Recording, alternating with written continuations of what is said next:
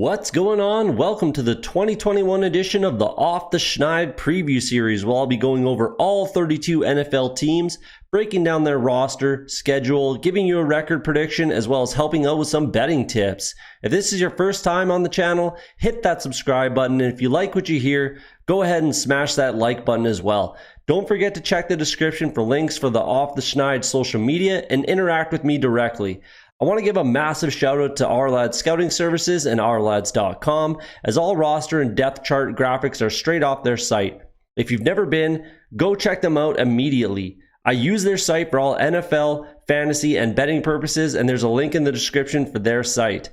Again, do me a huge favor and hit that like and subscribe button, but enough of that, let's get to your favorite NFL football preview. All right, we're taking a look at the Cincinnati Bengals, my Cincinnati Bengals. If you don't know, I am a Cincinnati Bengal fan. So let's get right into it. Start at quarterback like we always do. Joe Burrow is our guy. He is the present, future, coming off of injury, torn everything in his knee, ACL, MCL, I think PCL. I think he even tore his meniscus. His entire knee got torn apart last year, thanks in part to Bobby Hart. But, you know, he looks good from everything that I've seen and everything that I've seen in camp. Recovery seems to be going well, seems to be responding well. Everything seems to be on track. Sounds like he's going to be ready for opening day. Probably won't play in the preseason. I certainly wouldn't play him whatsoever in the preseason. There's no sort of like any kind of controversy or anything like that. He's absolutely the starter and there's no concern there. As long as he's fully healthy, cleared, ready to go, he's starting week one. Don't bother playing him in the preseason, maybe for a couple drives or something like that. But realistic, that is it. I do not want to see Joe Burrow on the field in the preseason. You know, he'll play catch up a little bit. Realistically, it's not like we're, you know, Super Bowl contenders or anything like that. So he'll play catch up if it is a bit of a, you know, slow out the gates type of thing, but I'm not concerned. Brandon Allen's the backup, Kyle Shurmur. Those two guys can just battle it out in preseason, and, you know, maybe Kyle Shurmur can be a guy, son of Pat Shurmur, I believe.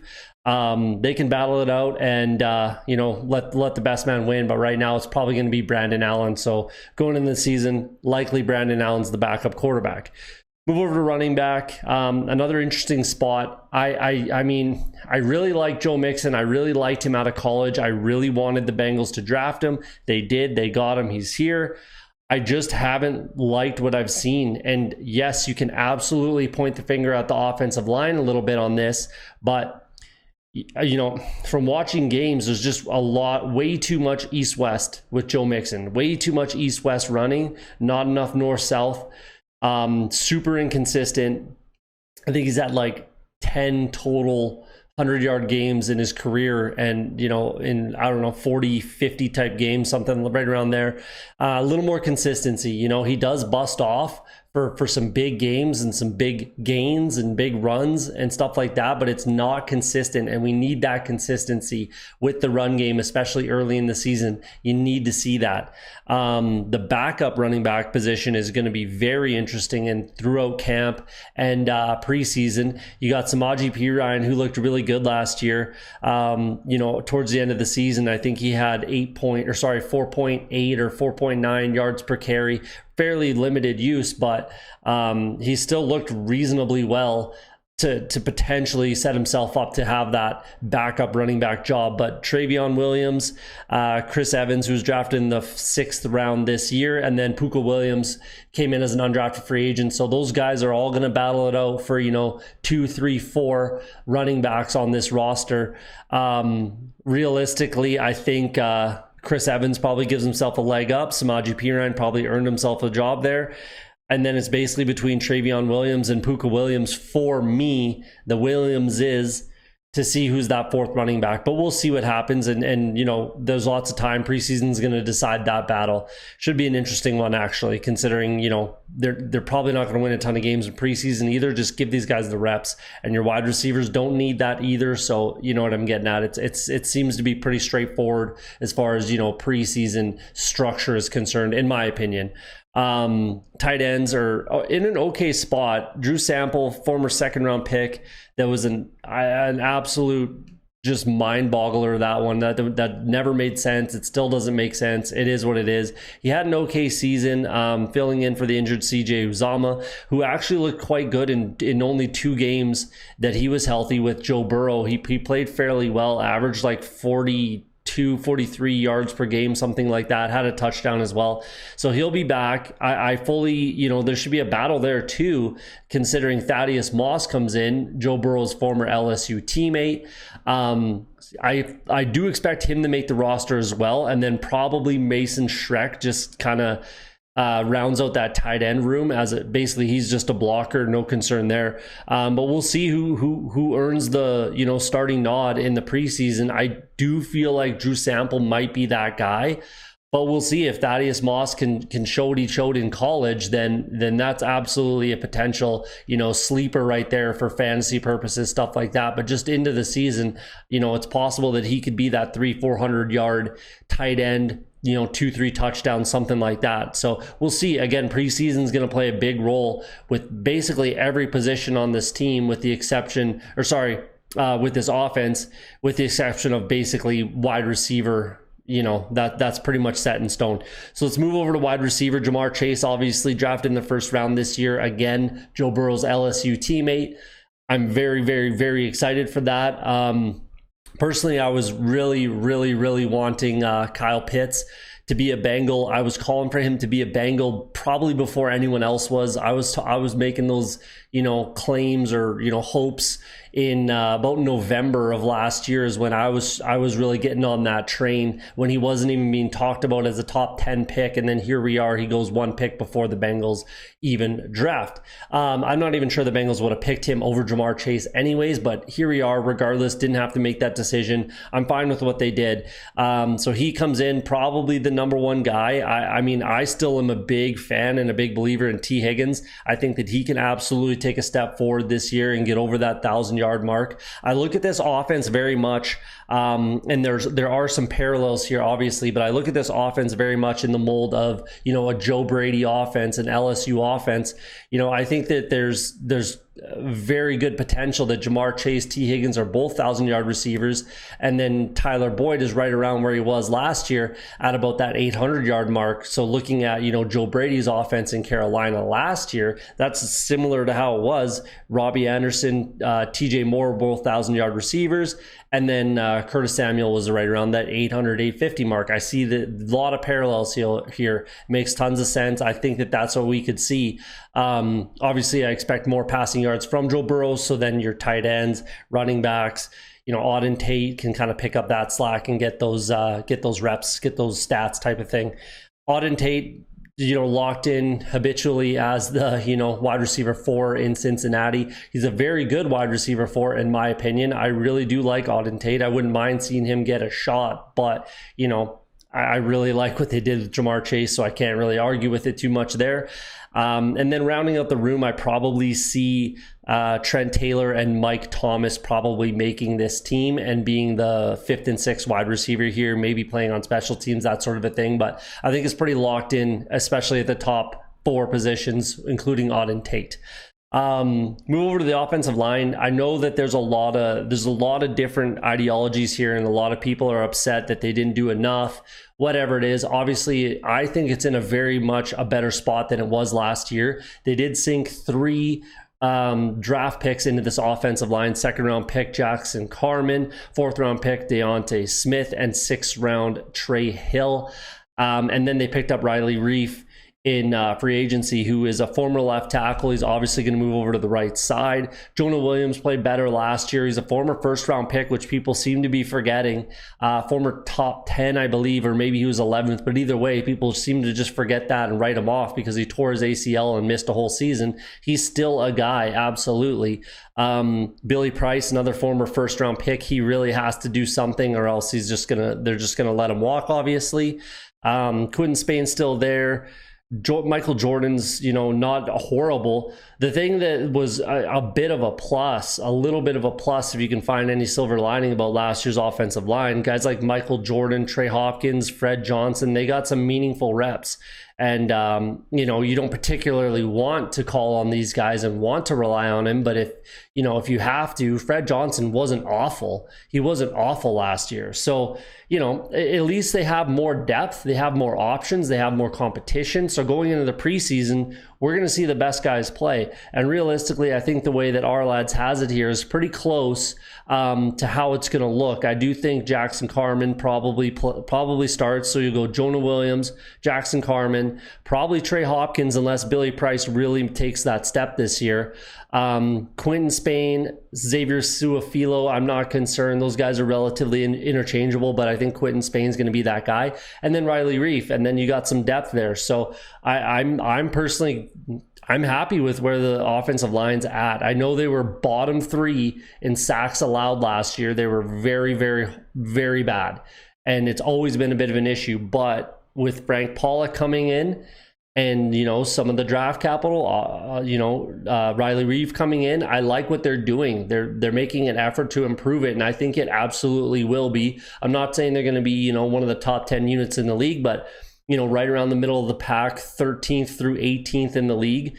That's fully, I think that's fully possible this year for this unit. So there you go. There's the offense. Let's move over to the defense of Lou Anarumo.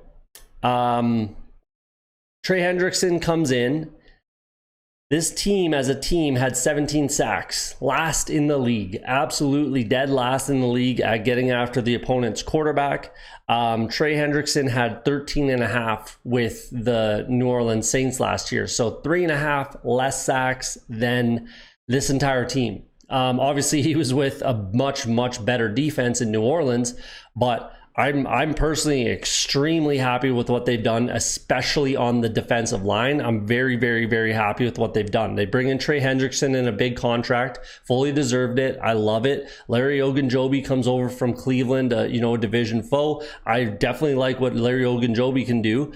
DJ Reader, as long as he's fully healthy, I like him, to continue to do what he's done in Houston and at the start of last year before he got hurt. Sam Hubbard can get back to where he was before last year's kind of cliff fell off. Cam Sample comes in the 4th round. I really liked him out of Tulane. He had a very good Senior Bowl in the throughout the weekly practices, and then I believe he had a sack in the game too. So he had a very good Senior Bowl. Tyler Shelvin comes in, again another LSU guy, and that's, I think, very underrated, that 4th round pick there for Tyler Shelvin. I love that, considering what this defense looked like without DJ Reader last year. He's very much, built in a similar mold, and, it gives them that depth. And if there is any issue or any injuries that occur, you still got that big bodied run stuffer up the middle. So I love the draft pick there. Mike Daniels can still get it done. Joseph Asai absolutely can get the job done. He had a fantastic junior season, I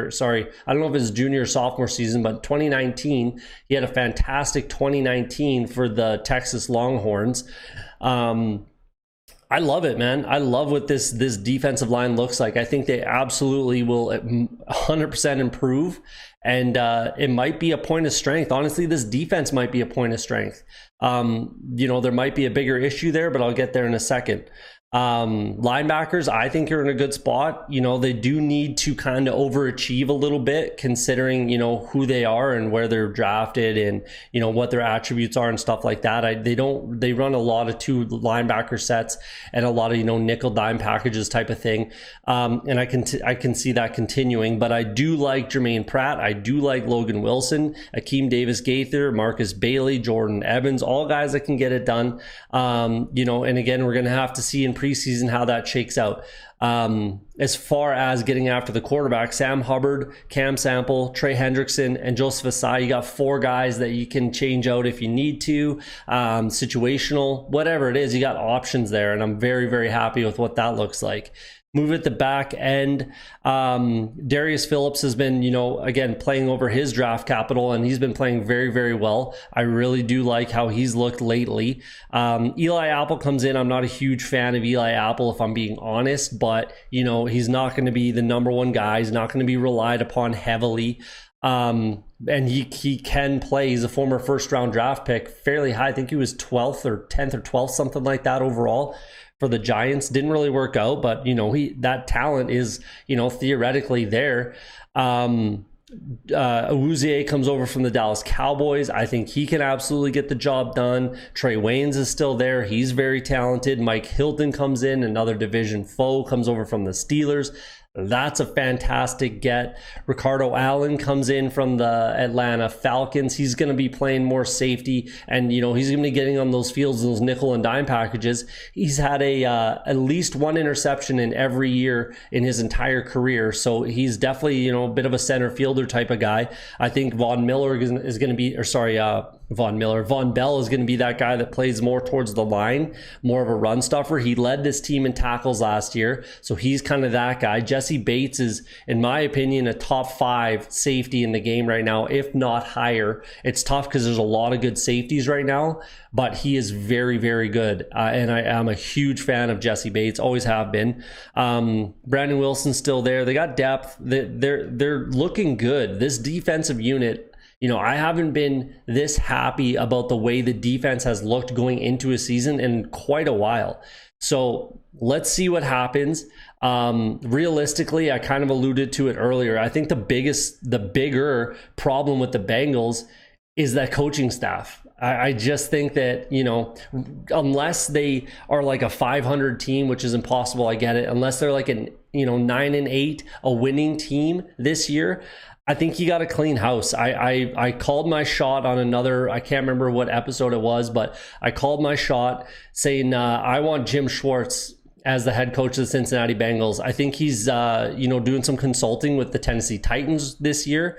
Took the year off coaching. I thought he was out of the league completely, taking a year off, but it sounds like he's doing some consulting or some sort of consulting position or something like that with the Titans.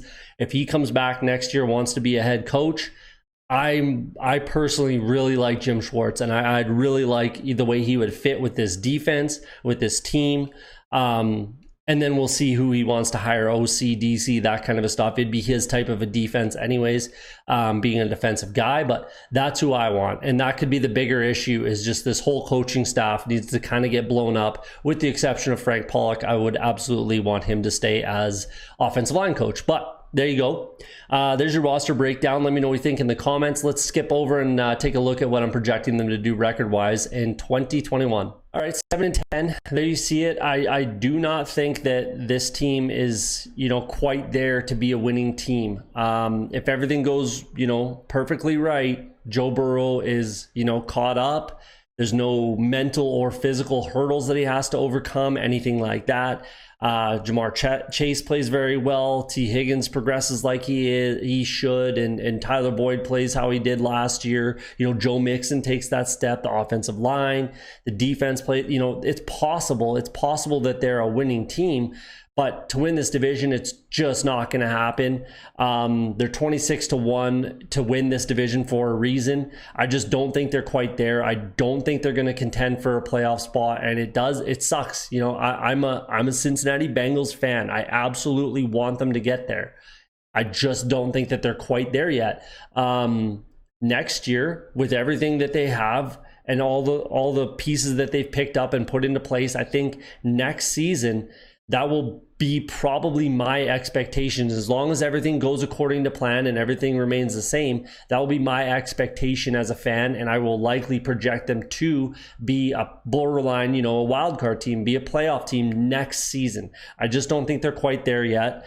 But again, if everything moves the way it should, then they should be able to get there, in my opinion.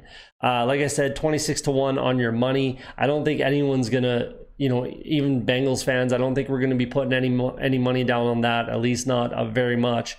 With those two teams at the top, the Browns and the Ravens, and the Steelers are the defending AFC North champs, I just don't think there's any real possible way that the Bengals can get there. But again, moving forward, I see this team going in the right direction with maybe a coaching change. And progressing the right way, and they could be a playoff team next year. We'll see. So let's blow through the schedule here. Week 1, they started out in at home against the Minnesota Vikings. Couple guys that have moved back and forth type of thing. Trey Waynes, obviously. there's some history there, but I think at home they're gonna have a good shot. It just depends on where Joe Burrow's at and if he's played yet. It's gonna be tough to just jump into game, the regular season in week 1 in an NFL game after everything that happened to his knee and be successful. It's going to be tough. It's a winnable game. It's at home. Fans should be crazy. It's going to be packed. So it's a winnable game, but I'm not so sure they quite get there. I do like the Vikings this year. So we'll see. It's a low, high, my type of game. On the road against Chicago, I think they have a very good shot at that game. I honestly might give them more of a shot against the Bears on the road than Minnesota at home, to be honest. It's week 2, rookie quarterback in Chicago, very improved defense for the Bengals. The Chicago defense is still quite good. But their offensive line has taken a bit of a hit. So if those pickups and the moves that they made on that defensive line, if they can get after a rookie quarterback in Justin Fields, who I think will be starting week 1, I think Justin Fields starts from week 1. There's go watch the Chicago Bears video if you want to hear what I have to say about that. But that's a winnable game. So low, high, my again. On the road against Pittsburgh Steelers in week 3, I've got them splitting with the Steelers, home and home, and then both teams getting swept by the Browns and Ravens. I do not think that the Steelers are, what their record indicated they are last year. I do not think that they're that good of a team, and we'll see what happens this year. But I think both teams, Bengals and Steelers, get swept by both the Browns and the Ravens. So there you go, and then they split. At home against the Jacksonville Jaguars, short week at home against another subpar team. I think that's definitely a winnable game for the Bengals. Might be their first win. We'll see. Regardless, I think at best they're probably 2-2 after that game. I think they can definitely get that win. At home against the Green Bay Packers in a longer week, I think they'll give them a run for their money. Obviously Aaron Rodgers is not happy to be in Green Bay. I think that he is going to play there this year, but I think he absolutely moves on. So will he have one foot out the door? I don't know. It's kind of a precarious situation there in Green Bay, but we'll see. I do think that the Packers get that win. They're a better team, but it's at home, long week, long layoff, home and home type of thing from the Jacksonville game. It's not crazy, but I didn't project them to win that game. That's for sure. Then on the road against the Detroit Lions, I think they're a better team all around. The Bengals, I think they can absolutely go into Detroit and get that win. The Lions are going to have a tough time winning games. I think they're going to have to run the ball a ton to try to win. And I think the Bengals will be good against the run. I really do, with that help from Von Miller in the back end. Linebackers are in an okay spot. And, DJ Reader and Ogunjobi there. I think that they can absolutely do well against the run, and I think they can get that win. Then against the Baltimore Ravens, they're not beating the Ravens. Again, I said they're getting swept. I'm sticking to it. They're going to lose that game, especially on the road.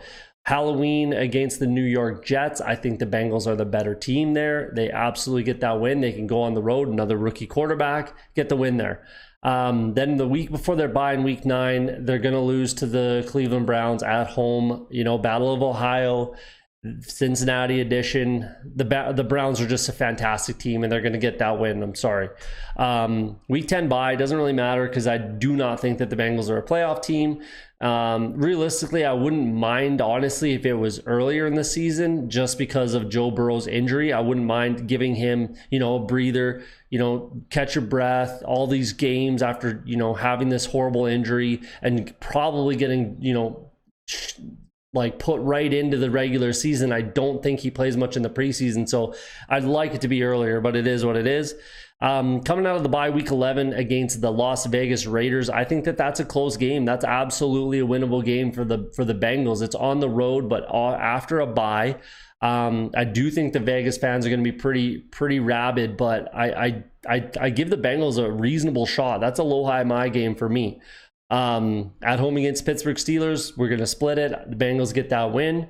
At home against the LA Chargers, I think that game's going to be closer than people are going to give it credit for.